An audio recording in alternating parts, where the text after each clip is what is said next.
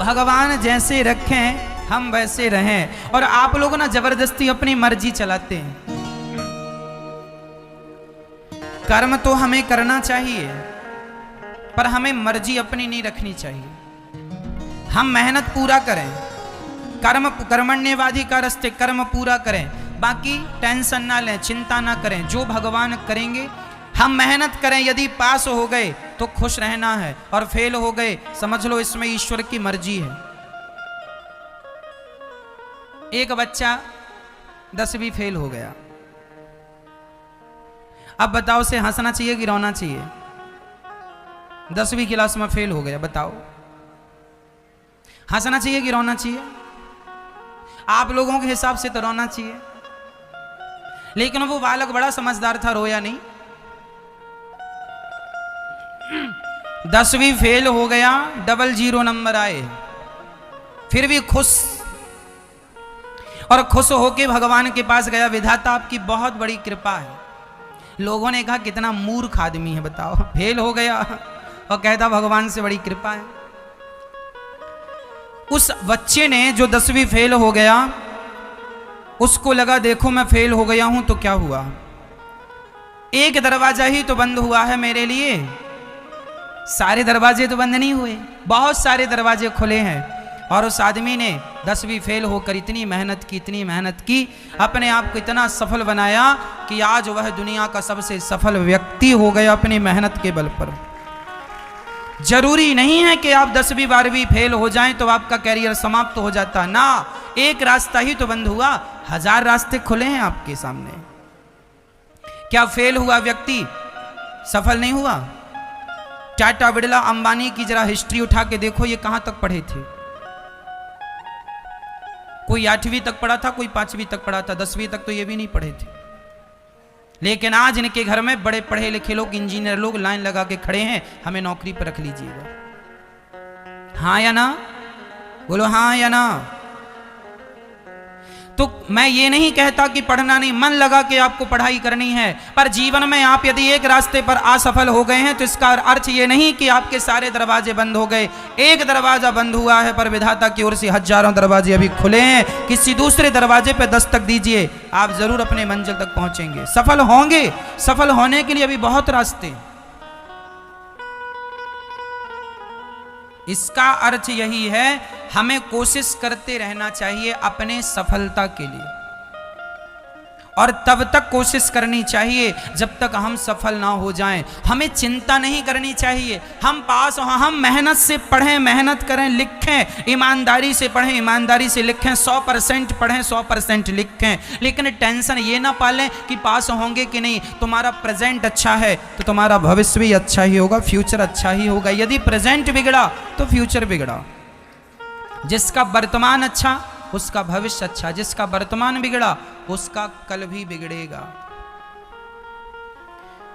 इसलिए भगवान हमें सुख में रखें या दुख में, हर हाल में प्रसन्न रहो। हम अपनी मर्जी ना चलाएं, हमें कहाँ जाना है हमें कोई पता नहीं, हमें कहाँ जाना है। हम तो अपने आप को भगवान के चरणों में समर्पित कर दें और अपने कर्म को ईमानदारी से करते चलें। भगवान स्वयं जहाँ पहुँचाना होगा पहुँचा देंगे। हम क्या पहुँचेंगे, हमारी ताकत क्या है पहुँचने की? वो जहाँ तक पहुँचा सकते हैं वहाँ तक तो आप सोच भी नहीं सकते। आप उतना ही सोच सकते हैं जितनी आपकी क्षमता है। ईश्वर उतना दे सकते हैं जितना आप सोच भी नहीं सकते।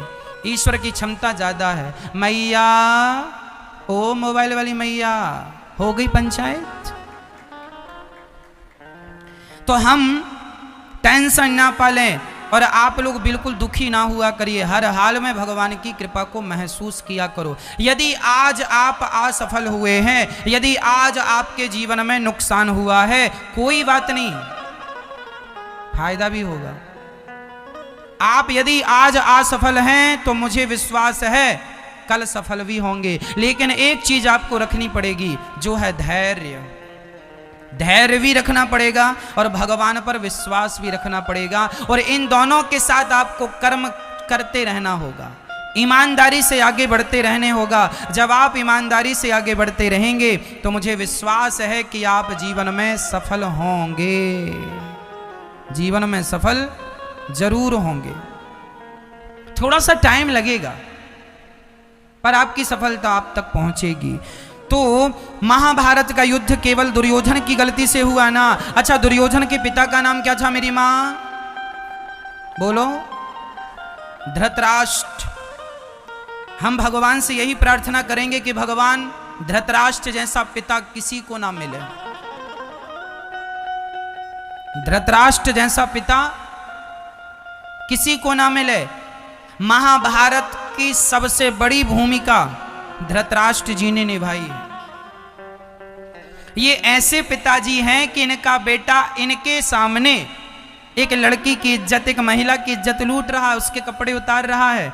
और सोचो कि इस कलयुग में देखो कितना गंदा वो माहौल रहा होगा।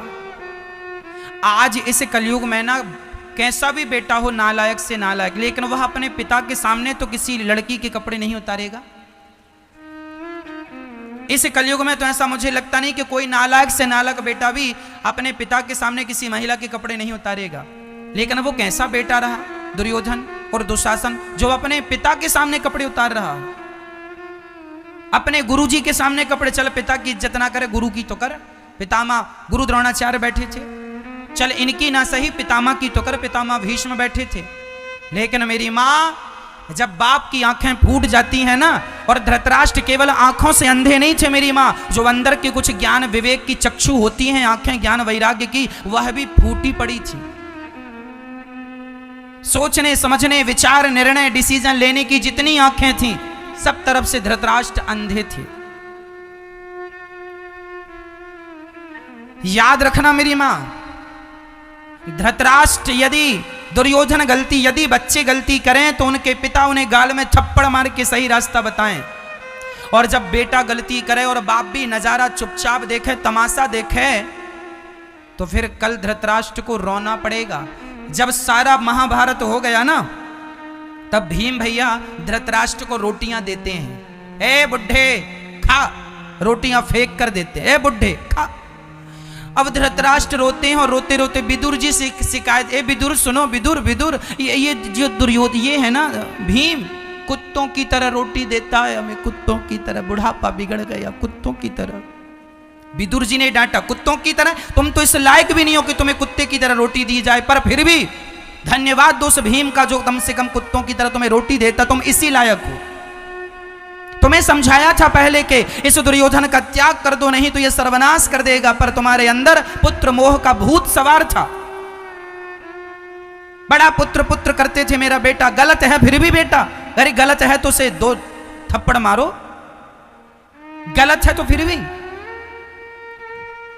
तुम तो कुत्तों की तरह रोटी भी खाने के अधिकारी नहीं हो, तुम वही धृतराष्ट्र हो ना जिसने भीम से कहा था, भीम आ, मैं तुझे गले लगाना चाहता हूं, और गले लगाने के बहाने कस के दबाया था। वो तो भगवान की कृपा से लोहे का भीम, मोम का बना भीम दे दिया गया, तो उसे दबाकर उसने अपना क्रोध शांत किया और चूर चूर। ये बहुत बलवान थे धृतराष्ट्र जी, ये भीम को पकड़ के दबा देते ना तो भीम मर जाता, और दबाया भी था, पर भगवान की कृपा से भीम को बचा के भगवान ने पुतला दे दिया था। अर्थ क्या निकला? तुम वही धृतराष्ट्र हो ना जो इनको मारना चाहते, लाक्षागृह में बंद करके तुमने मारना चाहा पांडवों को। महाभारत के युद्ध में षड्यंत्र के तहत पांडवों को मारना चाहा, लेकिन पग पग पर भगवान श्री कृष्ण ने रक्षा की। जिसके रक्षक भगवान हो उन्हें क्या दुर्योधन मारेगा, क्या पितामह मारेंगे, क्या गुरु द्रोणाचार्य मारेंगे? जिनके रक्षक भगवान हो उन्हें कौन मारेगा? और सुनो धृतराष्ट्र जी, तुम कुत्ते की तरह जो रोटियां खा रहे हो ना, तुम इसी के अधिकारी हो। और तुम इसके अधिकारी क्यों बने? आदमी अपने कर्मों के कारण ही सुख या दुख पाता है। तुम्हारे कर्म ऐसे हैं, जब कर्म ऐसे हैं तो परिणाम तो ऐसा ही होगा। पेड़ बोए बबूल का, पेड़ बोए बबूल का, तो आम कहां से आए? जो बोया है वही तो काटोगे। तुमने गलत किया है पांडवों के साथ, अब भोगो सजा। तब तो बड़ा मजा आ रहा था, द्रौपदी की साड़ी खिंच रही थी, वह चिल्ला रही थी, बचा लो पितामह, बचा लो गुरु द्रोणाचार्य, बचा लो धृतराष्ट्र जी। एक बात बताऊं मेरी मां, जब धृतराष्ट्र जैसे लोग, जब पितामह भीष्म जैसे लोग चुप्पी साध कर बैठ जाते हैं, और गांधारी जैसी स्त्रियां, अच्छा गांधारी की भी अहम भूमिका है महाभारत में। कुछ माँ ऐसी होती हैं गांधारी जैसी। ये गांधारी आंखों में पट्टी बांध के, पति तो अंधे थे तो तुम्हें लाठी बन जाती, तुम भी पट्टी बांध के घूम रही हो अंधे की अंधी। अब बताओ, कोई पति अंधा हो तो उसकी पत्नी भी पट्टी बांधे, ये समझदारी है? गांधारी को पता नहीं किसने पढ़ा दिया पाठ, तुम भी पट्टी बांध लो। अच्छा, गांधारी ने पट्टी हटाई थी एक बार अपनी आंखों की, पता है आपको? गांधारी ने अपनी आंखों से एक बार पट्टी हटाई थी, बताओ किसके लिए? दुर्योधन को अमर बनाने के लिए। अब देखना जरा, गांधारी जैसी स्त्रियों की आंखों की पट्टी हटती तो है कब? दुर्योधन जैसे नालायक बेटों को बचाने के लिए। यदि यही पट्टी द्रौपदी की लाज बचाने के लिए हटी होती तो ये महाभारत ही ना खड़ा होता। पर विडंबना तो ये है कि द्रौपदी जैसी बेटियों की लाज बचाने के लिए गांधारी पट्टी नहीं हटाती, लेकिन दुष्ट दुर्योधन जैसे दुष्ट नालायक बेटों को बचाने के लिए गांधारी आंखों की पट्टी हटाती है। मेरी माँ, तुम गांधारी ना बन जाना। आज भी समाज में गांधारी जैसी माताएं पाई जाती हैं। गांधारी वही माँ होती है जो तुम्हारा बेटा गलती करने के बाद भी तुम अपने बेटे की गलती को अनसुना कर देती हो। इसका मतलब तुम्हारी भी आंखों में पट्टी बंधी है। और देखना, कहीं ये तुम्हारी पट्टी तुम्हारे सर्वनाश का कारण न बन जाए। गांधारी की आंखों की पट्टी उसके सर्वनाश का कारण बन गई, हाँ या ना? कहीं ये गलती जो इतिहास के पन्नों में हो चुकी है, कहीं वो आपके घर परिवार में दोहराई ना जाए। इसलिए प्रार्थना करता हूं मेरी माँ, गलतियां ना करना, तुम गांधारी ना बनना। तुम्हारा बेटा गलत करे, 2 थप्पड़ गाल पे मारिएगा, सही रास्ता बताइएगा, सही समय पे सही ज्ञान नहीं दोगी तो बिगड़ जाएगा। उसके बिगड़ने का सबसे बड़ा श्रेय आपको जाएगा, जिम्मेदारी आपकी। क्यों बिगाड़ा?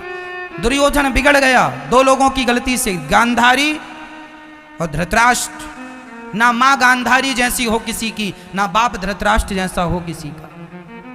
मां हो कुंती जैसी मां हो। स्वावलंबी बनाया इन्होंने अपने बच्चों को, भीख मांग कर खिलाया, लेकिन पाप करना नहीं सिखाया। पाप करने से रोका होता गांधारी ने अपनी संतान को तो आज ये दुर्दशा ना होती। संपूर्ण कौरव मारे गए, पानी देने वाला नहीं बचा गांधारी और धृतराष्ट्र को। तुम्हें गलती करने में मजा बहुत आता है, बुरे काम करने में अच्छा बहुत लगता है। जब दंड मिलता है ना तो नानी याद आ जाती है। बचोगे कब तक? क्या दुर्योधन बच सका? क्या रावण बच सका? क्या कंस बच सका कि तुम और हम बच जाएंगे? इसलिए गलत ना करना मेरी मां, गांधारी बन के ना बैठना। आंखों में पट्टी यदि आप लोगों ने लगा रखी है अज्ञान की, अहंकार की, उतार के फेंक देना। तुम्हारे बच्चे गलती करें, समझाओ उन्हें, जरूरत से ज्यादा लाड़ प्यार करोगे बिगड़ जाएंगे। बच्चे मोबाइल में क्या देखते हैं तुम क्यों नहीं चेक करती हो? बच्चे कहां जाते हैं, किनसे मिलते हैं, कैसे दोस्त हैं, कैसे लोगों के साथ उठते बैठते हैं, ये ध्यान कौन रखेगा? बच्चे पैदा करके छोड़ दिया, ये तो सूअरों का काम है, पैदा करके छोड़ दिया। मनुष्य का काम ये नहीं है। मनुष्य का काम है बच्चों को पैदा करो और उन्हें संस्कारी बनाओ। बिना संस्कार के बच्चे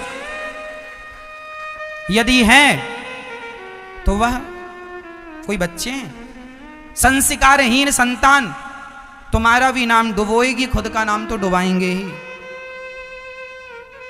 इसलिए बच्चों को संस्कारी जरूर बनाइएगा, स्वावलंबी बनाइएगा, पढ़ाइए लिखाइए, योग्य बनाइए। आज पढ़ने लिखने के नाम पर बच्चे पढ़ने जाते हैं और अपना चरित्र बिगाड़ के चले जाते हैं। चरित्र की शिक्षा तो आपने दी नहीं। बस बेटा, आजकल के माँ बाप क्या सिखाते? बेटा बस कमा के खा लेना, पेट भर लेना अपना, बस पेट भूखे ना मरना। हाँ, आजकल माँ बाप यही सिखाते, पेट भर लेना बेटा, खूब पैसा कमाना, खूब पैसा। किसी का गला काटना हो काट देना, झूठ बोलना है बोल देना, किसी की गर्दन दबाना दबा देना, किसी के बच्चे को मारना हो मार देना, पर तुम भूखे ना मरना बेटा। हाँ, हम माँ बाप हैं, तुम्हारी चिंता कर रहे हैं। हाँ हाँ, तुम अपना भूखा ना मरना बस। तुम माँ बाप हो कि क्या हो? ये सिखाया अपने बच्चों को। पेट भरना, पेट भरना तो कुत्ता भी जानता है, पेट भरना तो सुअर भी जानता है, पेट भरना तो पशु पक्षी भी जानते हैं। क्या यही सिखाया आपने? भ्रष्टाचारी बना दिया अपने बच्चे को। आज जरा देखिए कि आपके बच्चे यदि सरकारी पद पर बैठे हैं। आप यदि माँ हो, आप यदि पत्नी हो, अपने पति को देखो कि आपका पति भ्रष्टाचार करके पैसे तो नहीं लाता। आपका बेटा पैसा लाए, आपका पति पैसा लाए, तो एक बार पूछ लिया करो, इतना सारा पैसा, आपकी सैलरी तो 70,000 महीने की है, 50,000 महीने की है, और आप ये 50,000 कहाँ से ले आए? क्या आपका धर्म नहीं है पूछने का कि आपके पास इतना पैसा कहाँ से आया? क्या माँ अपने बेटे से नहीं पूछ सकती कि कहाँ से बेटा पैसा लाए? क्या पत्नी को नहीं पूछना चाहिए पति से कहाँ से पैसा लाए? यदि तुम्हारा पति गलत करता है तो क्या आप पत्नी होकर उसे रोक नहीं सकती हो कि भ्रष्टाचार करना गलत है? कितना धन कमा लोगे भ्रष्टाचार से? पाप करके कितना कमाओगे? हिसाब जब देने में आएगा ना, दे ना पाओगे।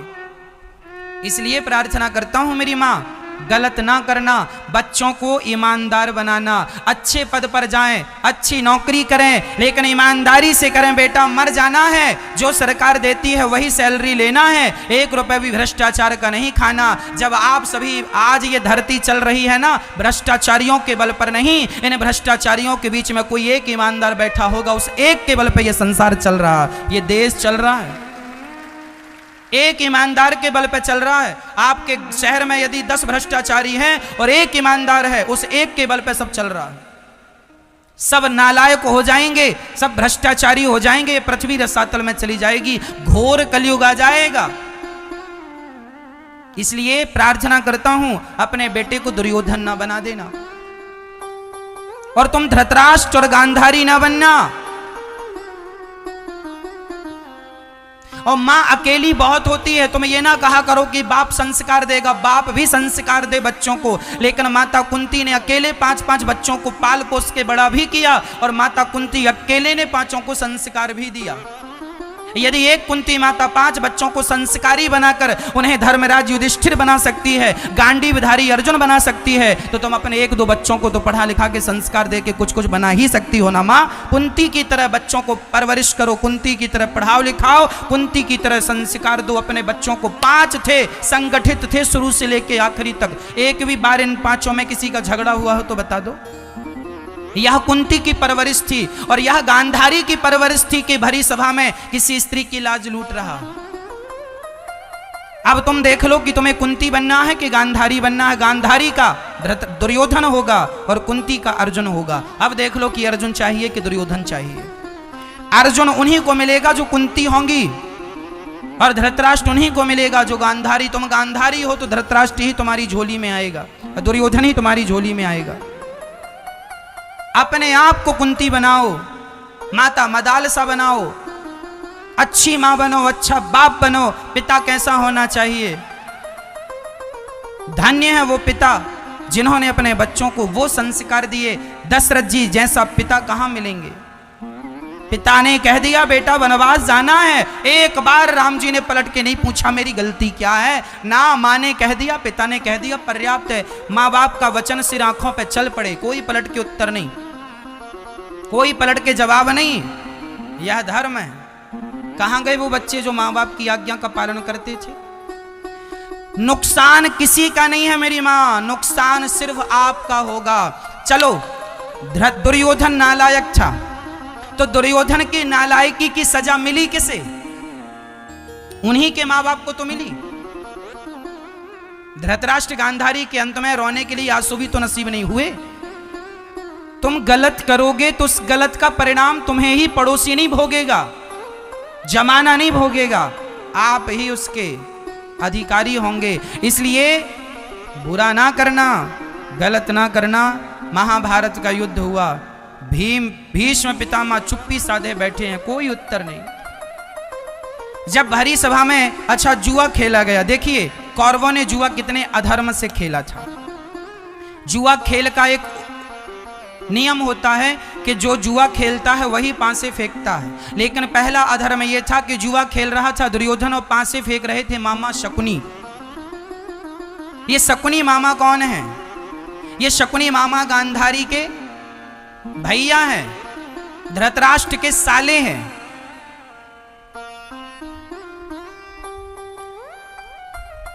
हम आपको बता दें मेरी मां, कभी भी दूसरों पर विश्वास ना किया करो, अपनों पर विश्वास करना सीखो। शकुनी आज वर्तमान में जो अफगानिस्तान है जहां तालिबानियों ने कब्जा किया, अफगानिस्तान के राजा थे मामा शकुनी। भारत तब पहले अफगान तक था, तिब्बत तक था, तब बंटवारा नहीं हुआ था। भारत का बंटवारा, अफगानिस्तान बटा, ये पहले भारत का हिस्सा था। उसके बाद पाकिस्तान भी भारत का हिस्सा था। तिब्बत से आगे तक भारत की बॉर्डर थी। ये पूरा भारत का ही एक अखंड भारत का जब पुराना नक्शा देखेंगे सब भारत था। गांधार नरेश शकुनी, ये गांधार क्या है? आज भी वहां कंधार नाम का एक स्थान है। वहां कंधार वही है जो आज तालिबानियों ने अफगानिस्तान में कब्जा कर लिया, पर अभी कंधार में कब्जा नहीं किया। ये कंधार वही है जहां पर ये शकुनी थे, उसे गांधार कहते थे, अब कंधार हो गया।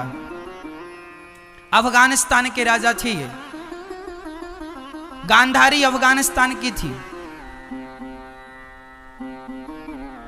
शकुनी मामा से सलाह लिए पांसा फेंकने की। ये पांसा जो थे ना, ये शकुनी के पिता जब मरे तो शकुनी के पिता ने, अच्छा बात ऐसी है कि शकुनी के पिता जो पितामह भीष्म थे, यह अफगानिस्तान गए और इन्होंने गांधार जाकर के इन्होंने गांधारी से कहा चलो विवाह करो धृतराष्ट्र से। तो गांधारी तो तैयार हो गई, पर जो गांधारी के पिता गांधार नरेश थे, उन्हें बड़ा बुरा लगा कि पितामह भीष्म ने जबरदस्ती मेरी बेटी के कंधे पर अंधापति डाल दिया। बहुत घुट घुट के मरने लगे। और यह जो भाई था ना, यह शकुनी, ये भी बड़ा अंदर से जलने लगा। मैं पितामह का नाश करूंगा, मैं पूरा नाश कर दूंगा हस्तिनापुर का। जब इसके पिता, शकुनी के पिता मरने लगे तो इन्होंने कहा बेटा जब मैं मर जाऊं तो मेरी हड्डियों की तुम पांसे बनाना, और उन पांसों को जब